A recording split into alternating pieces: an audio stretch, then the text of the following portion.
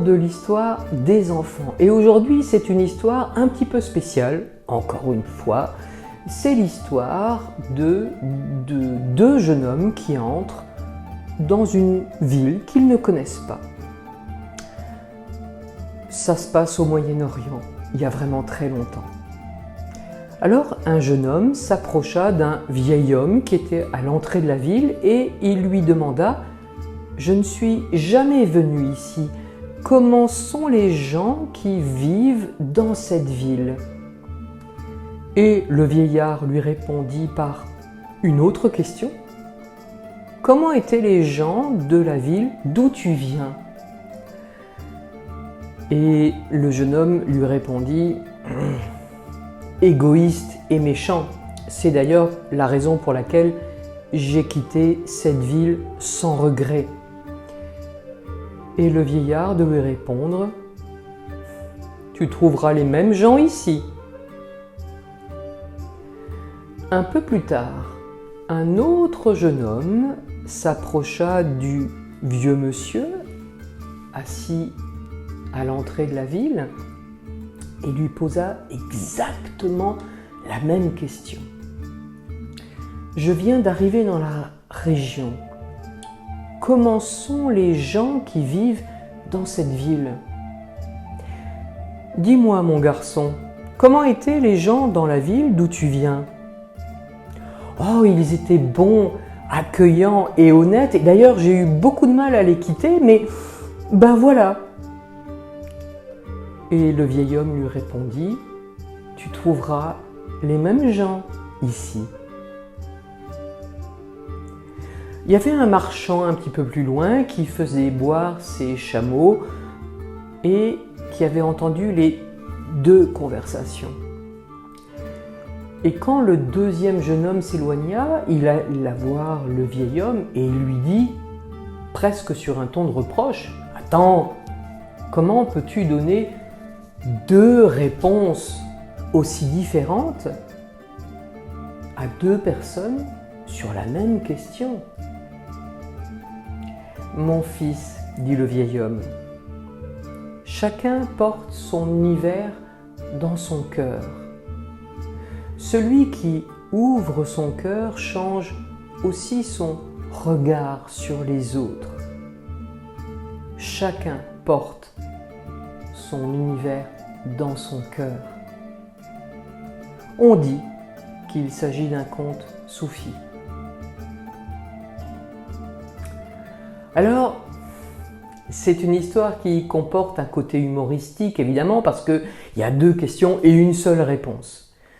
Mais il y a quand même une énigme, et c'est le marchand d'à côté qui a écouté la conversation qui soulève cette énigme. Est-ce que le vieil homme qui est assis au début de la ville, est-ce qu'il répond n'importe quoi par humour, car c'est un petit comique ? Ou alors est-ce qu'il répond toujours la même chose par impatience parce qu'on n'arrête pas de lui poser la même question ? Ou est-ce qu'il y a une autre raison ? Alors on va partir de l'hypothèse que ce n'est pas par humour, car le vieil homme, il ne fait pas des blagues de ce genre, parce que ce n'est pas des blagues de bon goût. On va dire aussi que ce vieil homme, il ne répond pas par impatience, car à son âge, on a quand même appris à se poser. Mais qu'il y a une autre raison. Et plutôt que de rechercher la réponse dans ce vieux monsieur, cherchons cette réponse en nous-mêmes.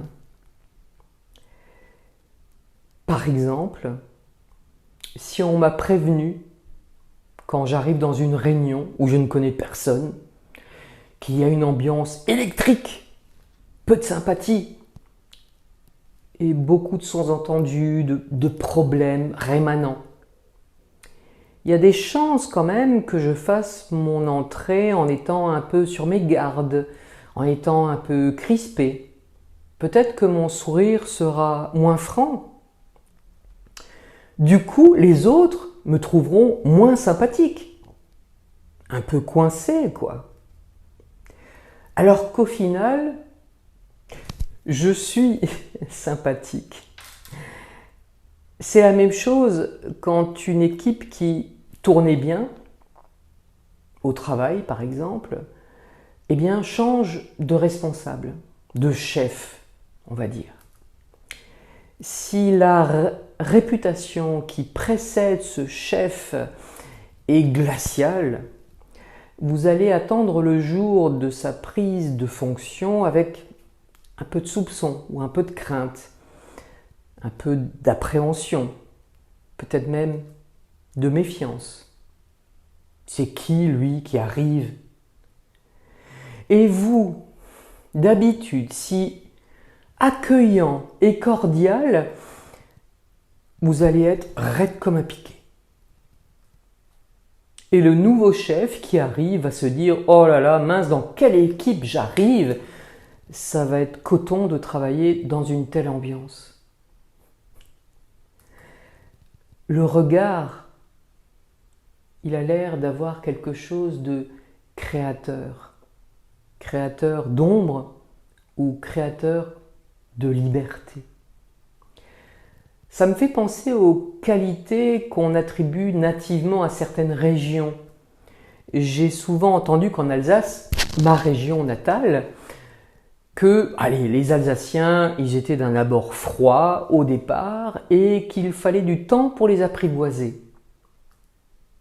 On dit juste le contraire des habitants du Nord, où j'ai habité aussi. Alors, le premier jeune homme qui vient d'une ville qu'il ne regrette pas parce qu'elle était peuplée de gens égoïstes et méchants, et à qui le vieil homme dit que la ville où il arrive, c'est tout pareil. Est-ce qu'il va réussir à se détacher de cette description et entrer dans la ville avec un regard ouvert, sans être sur ses gardes, sans tenter de déceler le premier mouvement d'égoïsme et de méchanceté? Et le deuxième jeune homme, qui a quitté une ville où il avait beaucoup d'amis, qui le regrette, qui voyait un esprit d'accueil et d'honnêteté. Quand il arrive dans cette nouvelle ville, c'est pareil. Il va continuer sur sa lancée, enthousiaste et optimiste. Alors, une relation à deux, c'est comme une montagne. Ça a deux pans. Chacun est responsable de son côté. Chacun est responsable de son côté de la montagne. Chacun dessine sa partie et il en est responsable. C'est l'enjeu d'une rencontre. C'est peut-être ce qui me demandait, aller à la rencontre. Il y a une seule exception. Je m'avance vers le Seigneur et cela fait longtemps qu'il m'attend au sommet de son sommet. Parfois, moi, j'arrive tardivement parce qu'une foule de choses m'avait retenu, trop occupé, trop stressé, à remettre à demain. Et j'arrive peut-être sur le coup de la 11e heure. Mais qu'importe, le Seigneur, il m'attendait. Est-ce qu'on songe un instant à ce moment magique? Le Seigneur, lui, n'a pas un compte à rebours entre les mains. Mais c'est juste le temps qui passe, normal. La première heure ou la 11e heure, qu'importe.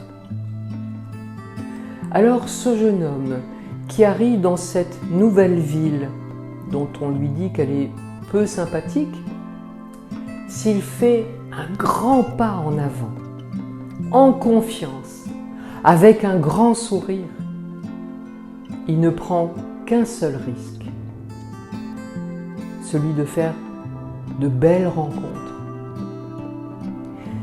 ces personnes que le Seigneur place sur notre pan de montagne pour avancer plus loin encore.